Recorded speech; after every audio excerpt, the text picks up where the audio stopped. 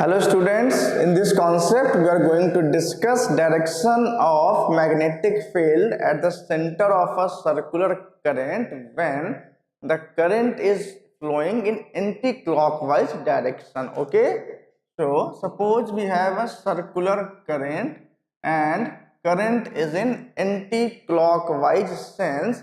What is the direction of magnetic field at its center? So to know the direction of magnetic field in this case, let us rotate our screw in the direction of flow of current.